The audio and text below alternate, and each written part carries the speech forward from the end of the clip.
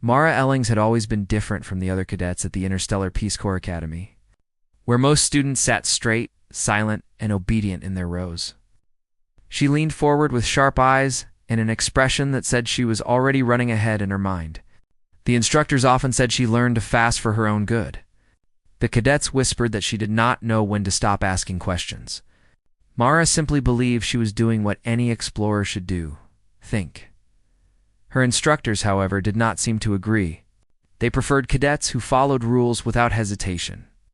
They reminded her again and again that the Peace Corps was not a military force or adventurous explorer guild. They claimed it existed to observe, support, and only intervene after careful approval. But Mara wondered how anyone was supposed to save lives when every action required hours of waiting for permission. During one of the final weeks of training, Mara sat in a small lecture hall with 30 other cadets. The instructor, Commander Roan, paced before them with his hands behind his back. His voice echoed against the white walls. "Your duty is simple," he said. "You observe. You report. You do not interfere unless higher command approves it. A wrong action can destroy an entire species' future. A wrong word can start a war. You are not heroes. You are guardians of stability." Most cadets nodded. Mara did not. She tried to keep her expression neutral. But Roan's eyes snapped toward her. "Cadet Ellings," he said, "do you have something to add?" She felt the weight of 30 gazes fall on her. She cleared her throat. "Sir, what if someone is in danger and communications are blocked? Are we still expected to wait?" Roan let out a slow sigh, the kind meant to silence a room. "Yes, cadet. Acting without approval can cause more harm than good. Rescue missions are planned by those with complete information. But sir," she insisted, "in emergencies, every second counts." Roan stopped pacing. "Cadet Ellings, you will learn that restraint is more valuable than bravery. You are dismissed from the hall for today." A quiet shock moved through the cadets. Mara stood, her jaw tight, and walked out. She felt frustration burn behind her ribs, but she swallowed it. She had been dismissed before. She would be dismissed again. She refused to let it crush her. Still, she wondered whether the Academy truly believed in the spirit of exploration anymore. It felt more like they wanted diplomats who pretended to be adventurers. That afternoon, Mara met with her roommate Lena, who sat cross-legged on her bunk, cleaning a small toolkit. Lena was calm, gentle, and rarely disagreed with anyone. She looked up and sighed softly when she saw Mara. "You challenged Roan again, didn't you?" Lena said. Mara collapsed onto her own bunk. "He wants us to act like we're too scared to do anything. What's the point of training us if we're not supposed to help people?" Lena put down her tools and turned toward her. "I know you mean well, but the Academy has rules for a reason. Humans made mistakes before. Big ones. They don't want us repeating them." "I know," Mara whispered. I don't want to stand by and watch people suffer because I was told to wait." That night, Mara walked alone across the training compound. The view of the dark sky calmed, her stars stretched across the horizon like silver dust, scattered by a giant hand.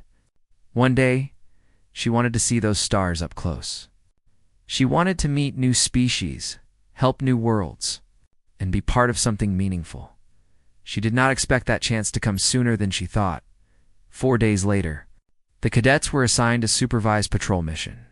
It was meant to be simple: fly a training cruiser around the Academy's designated safe zone, test scanning systems, and practice communication protocols. The ship's autopilot would handle most tasks. The cadets merely observed. Commander Roan accompanied them, strict as ever. Mara took her seat at the secondary console. She planned to stay quiet and avoid trouble. She wanted to graduate after all. But the universe had other plans. 2 hours into the mission, Mara noticed a faint signal on her console. A thin blinking dot appeared on the edge of the scanner map. She tapped the screen to expand the data, frowning. It was a distress signal, extremely old and weak, like it had been bouncing around space for days or weeks. The frequency did not match any known species in the Academy's database. It seemed to be coming from the Riven Star's nebulan uncharted region labeled as unstable space. Mara's heartbeat picked up. "Commander Roan, sir," she said. I'm detecting something unusual. Roan approached with an impatient expression. Define unusual. Distress signal, Mara said. Unknown origin. Possibly a damaged ship or outpost. Roan stared at the console for a moment. Then he tapped a button to shut down the alert. Ignore it, Mara blinked. Sir, that nebula is off limits, Roan said. It has gravitational shears and plasma storms. No ship enters without full authorization from the Council. Whatever the source of the signal, it does not concern us. But someone could be in danger, she said quietly. Roan's gaze hardened. Cadet Ellings, are you questioning my order? Mara felt the weight of her future pressing down on her. She could stay silent. She could obey. She could let the signal fade and go on with her training. But the thought of a living being sending a desperate call for help and being ignored twisted inside her like a blade. No. Sir, she said softly, a lie she hated. She turned back toward her console, pretending to focus on standard scans, but she couldn't stop thinking about the signal. The next day, the cadets returned to the academy. Mara tried to sleep, but the memory of the faint, trembling signal haunted her. She imagined a stranded ship waiting for rescue, an outpost with survivors slowly losing hope. All because someone followed a rule by early morning. She had made her decision. She quietly dressed, grabbed her datapad, and left her quarters. The halls were nearly empty, lit only by soft blue nightlights. She kept her steps soft as she moved toward Hangar Bay 3, where the small scout shuttles were stored. She knew the access codes they were taught to all cadets in case of evacuation. She entered the bay and approached one of the smaller shuttles, sleek and silver with folded wings. Her pulse hammered. She'd never broken a major rule before, but she could not stand still while someone needed help. As she placed her hand on the shuttle's entry scanner, she heard soft footsteps behind her. She turned sharply. Lena stood there, her eyes wide and worried. Mara, what are you doing? Lena whispered. Mara swallowed. I have to go. The signals someone could still be alive. I can't ignore it. Lena stepped closer, fear and confusion on her face. This could get you expelled, or worse. If you enter the Riven Stars Nebula alone, I know the risks, Mara said. I know what I'm doing could end my whole future here. But if I stay, knowing someone out there might die because I did nothing. That would end something inside me too, Lena bit her lip. You always do this. You run toward danger like it's calling you. It is calling me, Mara said softly. I can feel it. For a long moment, Lena said nothing. Then she stepped back. I can't stop you. But please come back alive. A small smile warmed Mara's face. I'll try. Lena nodded once, then walked away, disappearing into the hall. Mara exhaled and entered the shuttle. She sat in the pilot's seat, powering up the engines manually to avoid triggering the hangar alarms. The shuttle hummed to life. Gentle vibrations running through the metal floor. With a trembling hand, Mara opened the hangar dome. The night sky expanded above her. Full of stars and unknown worlds, she took a deep breath. I'm coming, she whispered to the faint memory of that distress call. The shuttle rose smoothly, then shot upward into open space. Leaving the academy behind, the nebula lay ahead vast, glowing, dangerous. Most cadets feared it. Instructors avoided it. The academy had written clear rules about never entering it. But Mara Ellings was not like the others. She set her course toward the Riven Stars Nebula and pushed the engines to full speed. Whatever waited inside. She was ready to face it, and she did not know it yet. But her defiance would change far more than her own life. It would change the fate of species she had never met, worlds she had never dreamed of, and a future that had been waiting for. Someone brave enough to write their own path. Mara ignored their lessons. She followed her own instead. And the galaxy was about to feel the echoes of that choice. Mara Ellings had never seen anything as strange and beautiful as the Riven Stars Nebula. As her stolen shuttle approached the edge of the swirling clouds, she felt the sight reach inside her chest and twist something loose. The nebula wasn't just light and gas. It was like a giant river of glowing colors stretching across the void, shifting gently like breath. Blues blended into purples, and bright silver threads curled like living veins inside the mist.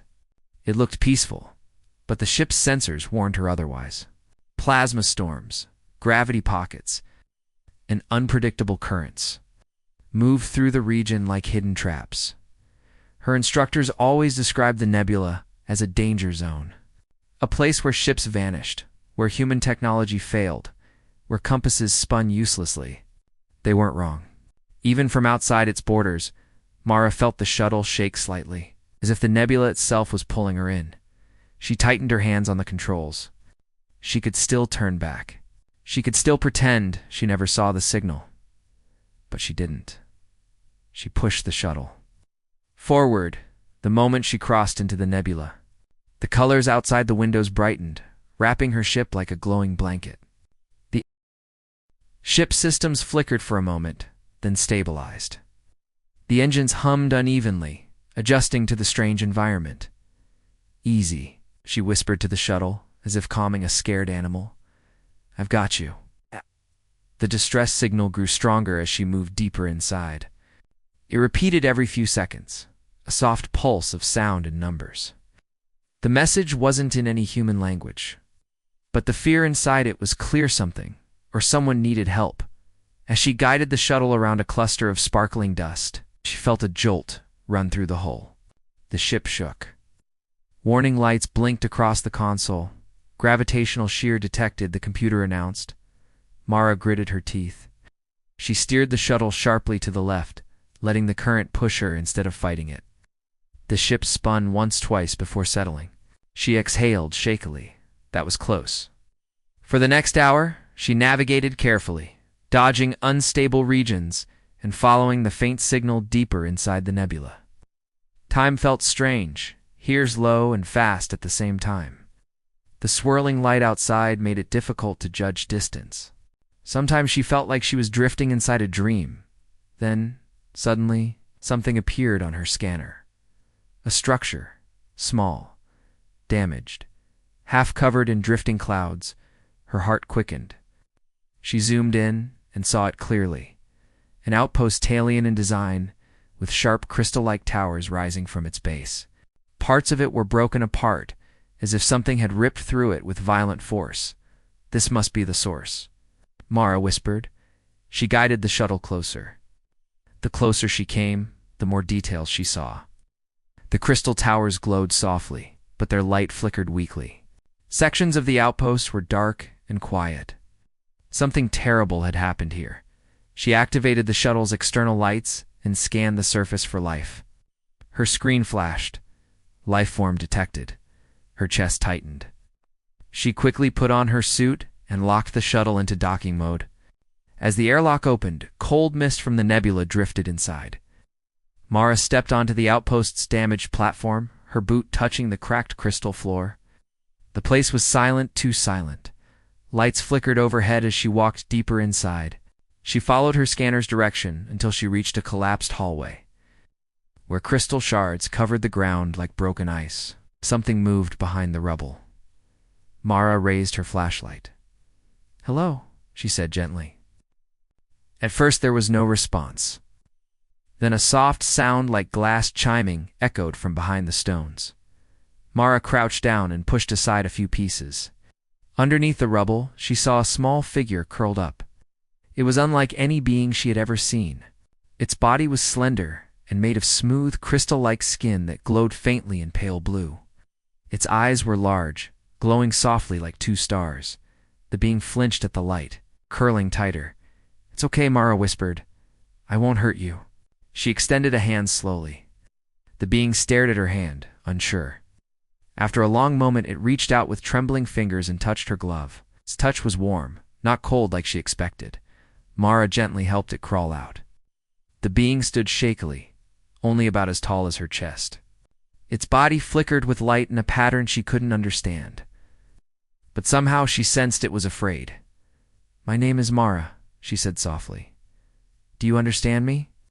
The being's glow brightened, then dimmed. It tilted its head slightly, then made soft chiming sounds. After a few moments, her translator slowly processed the sounds. Double quotes, Tavil. Name, Tavil, the voice output said. Tavil, Mara repeated, smiling gently. Are you hurt? Tavil touched his side, where cracks ran along his crystalline skin. He nodded slowly. I have a medical kit on my shuttle, she said. Come with me. You're safe now. Tavil followed her cautiously. As they walked, Mara noticed him glancing fearfully at the shadows of the broken outpost. Something terrible had happened here not long ago. Once they reached the shuttle, Mara helped Tavil inside. She patched the cracks as best as she could. Her tools weren't made for repairing crystal-based biology, but the sealant gel stopped the flickering in his skin, easing his pain. When Tavil finally rested against the wall, Mara sat across from him. What happened here? She asked quietly. For a moment, Tavil didn't respond. Then his body began glowing in a pattern. Fast, slow, fast. The translator processed the meaning. Vorn came. Tact. It whispered. Mara frowned. Vorn? Who are the Vorn? Closed his eyes. His glow dimmed into a soft, trembling light. Machines, hunters, cold, they destroy. All, the translator said. Mara felt a chill run down her spine. Machines that attacked outposts in uncharted space. Machines that hunted.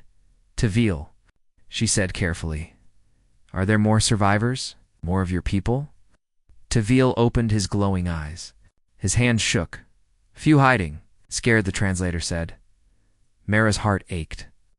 This was worse than she imagined. She leaned forward. Where are they hiding? Tavil hesitated. Then he raised a hand and pointed deeper into the nebula. A new signal appeared on Mara's scanner. Another location. A hidden place. You want me to take you there? She asked. Tavil nodded. Mara looked at the swirling nebula outside. She was already deep inside unstable space. Going further would be even more dangerous. Her shuttle was not designed for this environment. Her fuel was limited. I think the Vorn, however they were, might still be close. But she saw the fear and hope in Tavil's glowing eyes. She remembered why she came. She smiled softly. Okay. I'll take you. Tavil's glow brightened in gratitude. Mara returned to the pilot seat and set a course for the coordinates. The nebula's light danced across the windows as the shuttle moved forward as they flew. Tavil sat in the co-pilot seat, watching Mara with curious eyes. His glow softened, becoming calm. Mara finally asked, Tavil, what are your people called? He tapped the translator again. Lumai. The Lumai, Mara repeated. Your outpost, was it a home? FL's glow dimmed. Research station, exploring nebula, the translator said. And the Vorn attacked you without warning? Tavil nodded, his fingers clenched together. Mara could tell the memory frightened him deeply. Suddenly, the ship's sensors beeped. Mara checked the screen and felt her stomach drop. A Vorn signal. Nearby? Tavil, she whispered. We need to hide. She cut the engines and drifted into a dark cloud of nebula dust. The shuttle became quiet. Small vibrations barely felt through the floor. Outside, the swirling mist thickened around them. Mara dimmed the lights. Tavil's body glow faded, as if he instinctively understood the danger. The scanner flashed again. Something was moving outside. A drone, sleek, metallic, silent. It scanned the area slowly, sweeping its red sensor beam through the mist. Mara held her breath. She stayed completely still. The drone passed closer, then closer, till its beam brushed the hull. A soft ping echoed through the shuttle. Please don't detect us, she whispered. Tavil's trembling glow made tiny reflections dance across the floor. The drone hovered, paused, scanned, then drifted away. Mara didn't breathe until the signal disappeared from her scanner. They had survived, but only barely. She turned the lights back on slightly. Tavil exhaled a shaking sound, his glow returning. We need to move quickly, Mara said. The Vorn are searching for survivors. We can't let them find your people. Tavil nodded and pointed again, toward the coordinates. Mara set the engines to half power, slipping deeper into the nebula. Hours passed as they traveled through twisting clouds and drifting crystal shards. Mara's focus stayed sharp, but she felt the weight of responsibility pressing heavier with every minute. Finally, they reached a hidden cluster of crystal formations shaped like a natural cave system. Inside, faint lights flickered. Tavel's glow brightened. Home. Survivors. The translator said Mara guided the shuttle inside and landed gently. As the airlock opened, several Lume stepped out of the cave. Fragile, glowing beings similar to Tavil, their bodies full of cracks and dim lights. They approached cautiously. Tavil stepped forward, his glow bursting into a bright, hopeful color. Mara watched as the survivors gathered around him, their glowing hands touching his shoulders in relief. She smiled softly, but then Tavil turned toward her and spoke through the translator. Vorn. Coming. Many Mara's heart dropped. The Vorn were not done. They were coming here for the survivors. For Tavil. For all of them, Mara looked around at the fragile Lumi, then at her small shuttle. She knew they needed a plan. She knew she had to protect them. She had ignored the Academy's lessons. Now she would write her own. With bravery, and with whatever strength she had left, Mara Elling stood inside the crystal cave. The soft glow of the Lumai survivors dancing across the walls like moving stars. Her shuttle rested behind her, small and fragile compared to the vast nebula outside. Tevil and the other Lumi circled close together, speaking in chiming sounds that echoed like music. But even with their gentle tones, Mara could feel their fear. The Vorn were coming. They were coming soon. Mara's chest tightened as she watched Tavil step toward her, his glow dim but steady. She could sense he was trying to be brave in front of the others. Danger, near, many Vorn, the translator said quietly. I know, Mara answered, trying to keep her voice calm. But we'll find a way to protect all of you, I promise. She didn't know how she would keep that promise. Her shuttle had no weapons, the Lume were weakened, and the nebula made communication with the Academy impossible. But she refused to let panic control her. She studied the cave around them.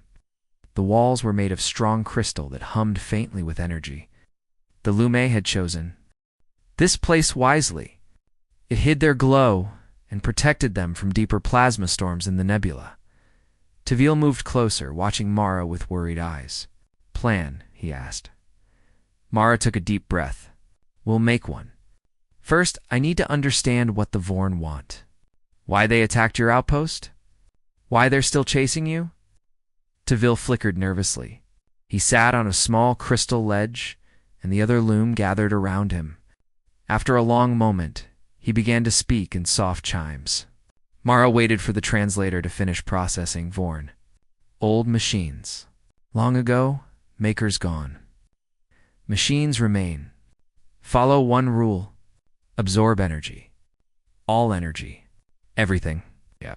Mara frowned. They attack anything that has energy? Tavil nodded. They see life as energy to take, not life. Mara felt a cold shiver crawl down her back. Machines that saw living beings only as fuel? That was worse than anything the Academy ever taught. How many Vorn attacked your station? She asked. Many. Large ships, drones. Tavil answered. He pointed to the cave ceiling. They search. Always search. Mara understood. The Vorn never stopped. They would come sooner or later. And when they did, this fragile group had no chance. She stood and paced slowly, thinking of every lesson, every simulation, every trick she ever learned, especially the ones she wasn't supposed to use. We need to hide your energy signatures, she murmured. They track life by scanning for energy patterns. If we can confuse their scanners, maybe they'll pass us by. Tavil tilted his head. Hide. Glow. Mara nodded. Yes, but not exactly hide. More like change the pattern. Make it look like something else. One of the older Lumai stepped forward. His body glow was faint and cracked. He spoke in soft notes. Crystal. Cave has energy. Old. Strong. The translator said. Mara's eyes widened. The cave itself has energy? Enough to hide all of you underneath its signal. Tavel nodded quickly, understanding her idea. His glow brightened with hope. Cave can shield. If tuned correctly. Then let's start tuning, Mara said with a determined smile. For the next several hours, Mara worked with the Lume to strengthen the cave's natural energy field. They guided her to places where crystal veins hummed like living threads. She connected her shuttle's battery to one of the larger crystal pillars, hoping to boost the energy output. Tavel touched his palms to the pillar, sending gentle pulses of light through it. The pillar responded, glowing brighter. That's it, Mara whispered. Just a little stronger. Together they walked through the tunnels, adjusting crystal frequencies with Mara's tools and the Lume's natural abilities. It was slow work, and the nebula outside grew darker as storm clouds rolled through. Every time thunder-like energy crackled in the distance, the Lumai flinched. Mara kept reassuring them. It's okay. You're not alone anymore. After what felt like hours, Tavel finally stopped walking. His glow shifted to a soft, steady rhythm. Done. Shield strong. Hides us. For now. Mara nodded. Good. Now we prepare for the worst. Though she hoped the Vorn would simply pass by, she couldn't rely on hope alone. She returned to the shuttle and opened the maintenance panel. She didn't have weapons, but she had something else: decoys, signal boosters, and emergency emitters. The Academy taught cadets not to use them except during official missions, but Mara couldn't care less about rules now. She built a system using spare wires and the drone scanner, creating a false human signal. If the Vorn detected it, they would chase it instead of the Lumi. She had one chance to draw them away. Tavel watched her work, sitting beside her with gentle curiosity. You risk much, he said. Mara gave him a small smile. I know, but I didn't come all this way to give up now. Tavel's glow warmed. He touched the back of her hand lightly. It felt like warm glass beneath her glove. Brave. Human. Mara looked down, her heart softening. Maybe I'm just stubborn. A sudden alarm from the shuttle cut the moment short. Her scanner flashed violently.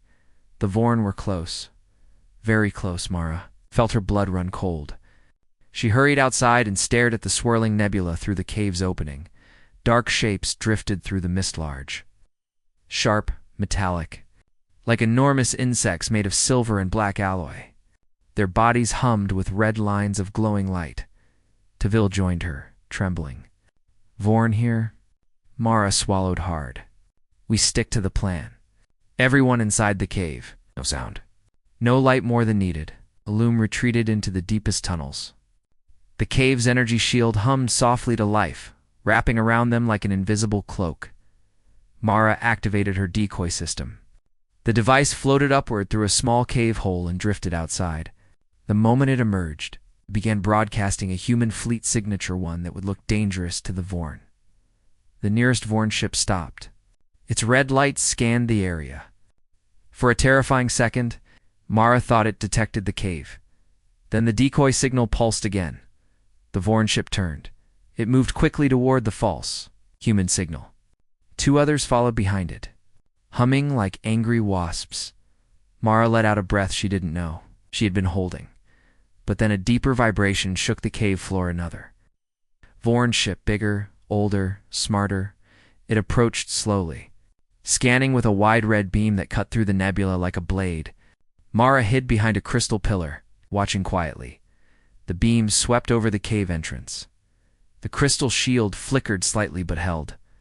The Vorn ship paused, as if confused. Mara prayed it would turn away. Seconds felt like hours. Finally, the ship drifted past the cave. Following the others, Mara waited until the scanner confirmed all Vorn signals were moving away. She returned to the survivors. Tavel met her at the tunnel entrance, glowing with relief. Safe. For now, thanks. To you? Mara shook her head. Not safe yet. They'll be back once they realize the signal was fake. What? Do now, Tavel asked. We need to get all of you out of this nebula, Mara said firmly. There must be somewhere safe, somewhere far from Vorn territory. The older Lumai stepped forward again. His cracked glow flickered softly. We know. A vortex path, far deep. Hidden, leads outside nebula, the translator said. Mara's heart lifted. A vortex, like a natural tunnel. The elder nodded. Old path, but dangerous. Mara smiled tiredly. Everything here is dangerous. But we don't have another choice, Lume murmured in agreement. Tavil looked at Mara with hopeful eyes. You. Guide us. He asked. Mara placed a hand on his shoulder. Yes, I'll guide all of you. I won't leave you behind. For a moment, the cave was silent, except for the soft hum of crystal energy. Then the ground shook again. Mara ran to her scanner. Her heart dropped. The Vorn were returning, this time in greater numbers, and this time. They weren't passing by. They were coming straight toward the cave. Mara closed her eyes for a second. She had saved them once. Now she would have to save them again. Whatever it took, because she had chosen this path. She ignored the lessons of the academy, and now she was writing her own, with courage, and with the strength of someone who refused to let fear rule her. Choices. Mara stood inside the dim control chamber of the broken shuttle, her hands moving fast as she tried to keep the systems alive for just a little longer. The screens flickered again, showing the growing Vorn signals. Each signal looked like a sharp red spike, moving closer, organizing, locking into formation. The numbers were rising. There were too many. She knew it. The shuttle knew it. Even the cold air in the room seemed to accept it. But Mara did not step back. She refused to let fear take her. She had chosen this path when she decided to help the Lumi. Now she had to follow it. Her heart beat fast, but her mind stayed clear. She looked at the main screen and whispered to herself, just a little more time. They only need a little more time. Outside, the destroyed outpost shimmered under the strange nebula lights. The sky glowed in deep blue waves, moving like soft ocean currents. The Lume refugees were still escaping through the vortex corridor that Tavil had opened. It was unstable. It shook and rippled, but it worked. Mara had helped stabilize it with the shuttle's power. Now she had to keep the Vorn away until every last refugee crossed. Tavil stood near the back of the shuttle. His body glowed with faint silver light. He watched her quietly, understanding her plan, yet unable to accept it. You stay behind, he said softly. You risk too much. Mara smiled without turning around. Someone has to distract them. Someone has to pull their attention. But you are only one human, Tavil said, his voice trembling with the light that pulsed on his skin. The Vorn are many. They don't fear. They don't stop. They don't reason. Mara hit a final control. The shuttle shook as the false fleet signals activated. It was a risky idea. She used everything the shuttle had left to project the image of a human battle group, approaching from the far side of the nebula. Several ghost-like signatures appeared on the Vorn sensor's large ships. Heavy cruisers, dangerous firepower. The Vorn don't reason, Mara said. But they calculate, and I'm giving them something big to calculate. The Vorn fleet slowed. The red spikes on the screen shifted formation. Mara breathed out slowly. Good, they're hesitating. That's all we need. Tavil stepped closer. You can still come with us. The refugees will wait. I can hold the corridor a little longer. She shook her head. If I leave, they'll know the signal is fake. They'll chase you, and they'll win. This is our best chance, Tavil. Trust me. Tavil lowered his head. His light dimmed. But he did trust her. Humans were strange to him. They were small, fragile, and yet they walked into danger with a courage he had never seen before. Mara especially. She acted not because rules told her to, but because her heart told her what was right. A loud alarm echoed through the shuttle.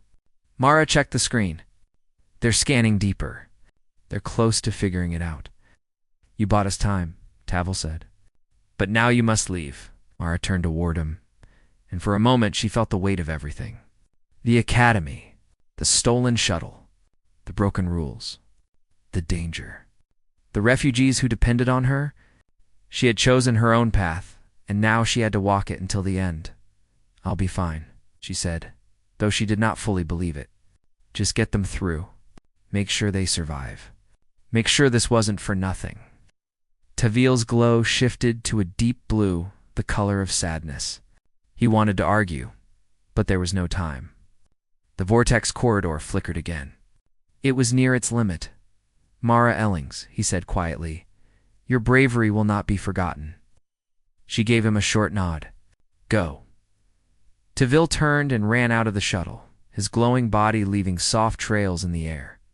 Mara watched him leave, then turned back to the controls. The Vorn had almost cracked the false signals. She needed something bigger, something bolder, something that would force them to commit. So she opened a channel and broadcast, a message across every Vorn frequency. "Humanity protects its allies." Art.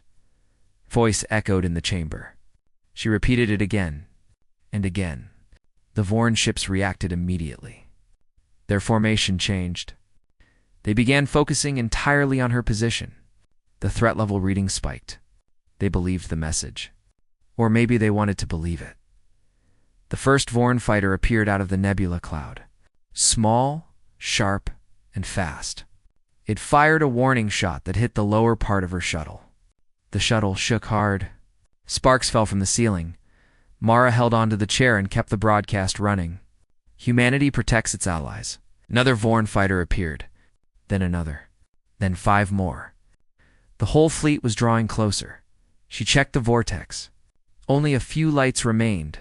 Those were the last Lumai refugees still crossing. Tavil was guiding them, pushing them forward. A huge shock hit the shuttle. The main engine died. The lights dimmed. The heat levels rose. Mara tasted metal in her mouth as the air turned hot with burning wires. But the broadcast continued. The Vorn finally fired a disabling blast.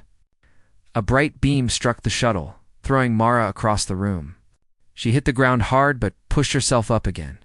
Her vision blurred for a moment, then cleared. She dragged herself back to the console. The vortex corridor finally closed. The last refugee had escaped. Mara allowed herself one small smile. It worked. But now the Vorn surrounded her. Dozens of red signals blinked on the screen. Her shuttle was frozen in space, held by a Vorn tractor field. She could not fly. She could not run. She could not hide. She straightened her back. She had no regrets. A deep alarm sounded. It was not from her shuttle. It was from outside. Mara blinked in confusion as the Vorn formation suddenly shifted again.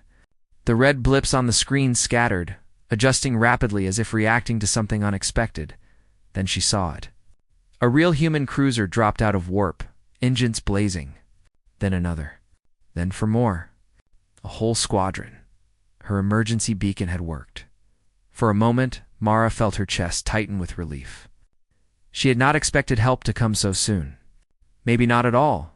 The human flagship opened a channel. A calm voice spoke through the shuttle speakers. "Cadet Mara Ellings. Hold position. We are moving to assist." She laughed softly, shaking her head. "Yeah, I'm not going anywhere." The Vorn fleet hesitated. The false signals were gone now, but the real ships were even more dangerous. The humans moved into a defensive wall in front of her shuttle. The Vorn sent one final scan. Then, as if calculating the risk, they retreated, disappearing into the nebula in perfect silence. Mara let out a slow breath. The danger passed. The shuttle creaked as the human cruiser locked onto it and pulled it into safety. She closed her eyes for a moment. She felt tired, exhausted, but proud. She had written her own path, and now, whatever came next, she knew she would face it the same way bravely. The shuttle hatch finally opened. Human officers rushed in. Mara pushed herself to her feet, still smiling a little. She was alive. Tavil and the Lumi were safe, and the Vorn had been stopped. Her story was far from over. But for now, she had done everything she could, and humanity had answered her call. Mara sat quietly inside the medical bay of the human flagship, feeling the soft hum of the engines beneath her feet. The air smelled clean, unlike the smoky and broken scent of her damaged shuttle. A calm light washed over the room, and machines beeped softly as they scanned her injuries. Most were minor: bruises, cuts, exhaustion. Nothing she had not expected. But her mind was not calm. She kept thinking of the vortex corridor, the last Lumi refugees stepping through it, Taville's blue glowing face when he said goodbye. She wondered where they were now. She wondered if they were safe. She wondered if they would ever see each other again. The door opened with a smooth hiss. Commander Hale walked in, his uniform crisp, his face sharp with authority. Mara sat up a little straighter, even though she felt tired. "Mara Ellings," he said. "You gave us quite a situation." She swallowed. She had expected this.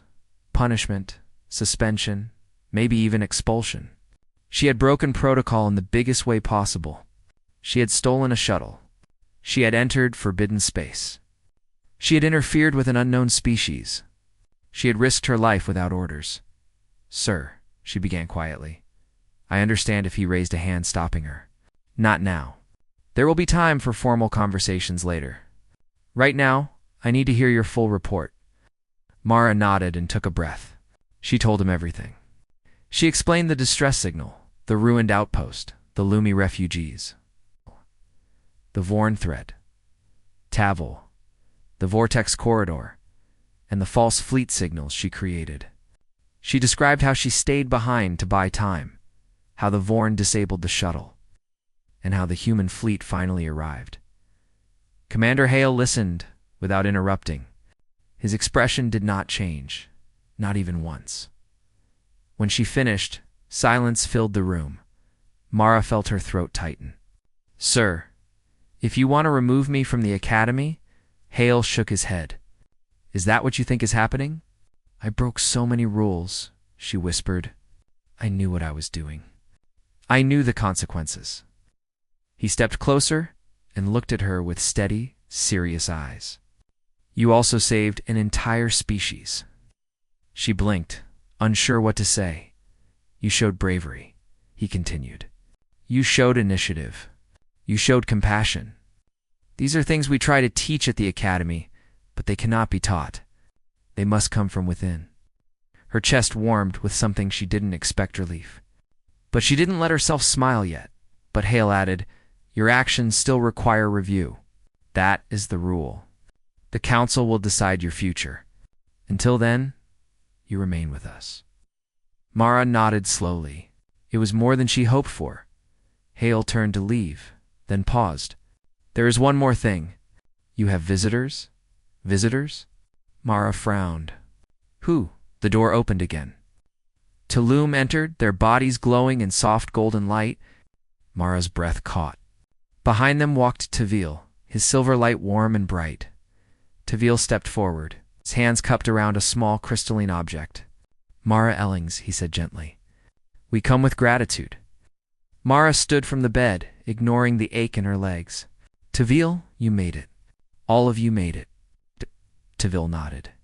"Because of you, the corridor closed safely.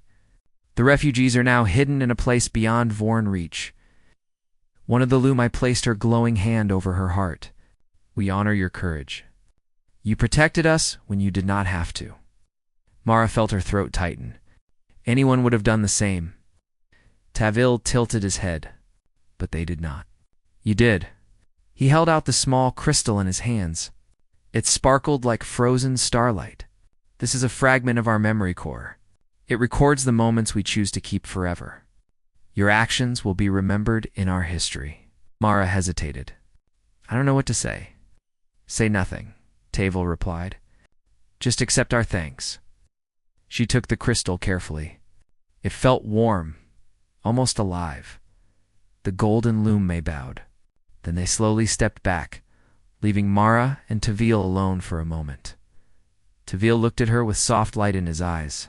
"You risked yourself for us. For that, I will always be your friend." Mara smiled. A real, tired, honest smile. "I'm glad you're safe." He bowed his head. Then he turned and followed the others out of the room. Commander Hale reappeared in the doorway after they left. The council will want to meet them. Their testimony will matter. Mara nodded. I understand. He studied her for a long moment, then said quietly, You may have changed more than one future today. Days passed. Mara remained on the flagship as it traveled back to the academy. She trained with the crew, answered questions from officers, and gave detailed logs of everything that happened. She thought constantly about the hearing that awaited her. Finally, the day arrived. The academy council chamber was large and cold, with tall walls and glowing screens. Uniformed instructors sat behind a long table. Mara stood before them, her hands clasped behind her back, doing everything she could to stay calm. The council chair spoke first. Cadet Mara Ellings, you stand here because you violated direct orders and entered forbidden space. But you also stand here because you prevented a genocide. Mara held her breath. Tavil and the Lumi delegation stood nearby, their bodies glowing brightly. Tavil stepped forward and addressed the council in a calm, ringing voice. Mara Ellings saved our people. She showed us that humans are protectors, not destroyers. She is the reason we live. The council listened carefully. They asked questions. Tavil answered with truth and clarity. He described Mara's courage, her willingness to think beyond fear, and how she had saved the last survivors of the Lume. When the council finished questioning him, they asked Mara to step forward. Mara, the chair said, do you regret your decision? Mara took a long breath. I regret breaking rules, she said. But I do not regret helping those who needed help.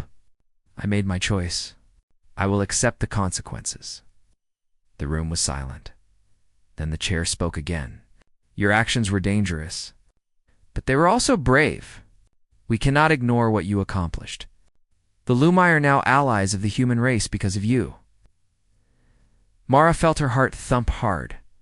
The chair continued. Therefore, instead of punishment, we offer you a new position. You will lead a joint human-Lumi response division. You will work with emerging civilizations, protect those in danger, and prevent conflicts before they begin. Mara's eyes widened. Lead, but I'm only a cadet. Not anymore, the chair said. You earned this. Tavil's glow brightened with pride. Mara slowly nodded. She felt something warm rise inside her, a mixture of disbelief and determination. I accept, she whispered. The council dismissed her. Outside the chamber, Tavil waited. You wrote your own path, he said softly. Now you will help others write theirs. Mara looked out the wide academy window. The sky outside shimmered with morning light. She thought back to the Forbidden Nebula, the broken shuttle, the Vorn fleet, and the refugees who escaped because she refused to turn away. She smiled. Her story was just beginning, and whatever challenges came next, she would face them with the same courage that brought her this far.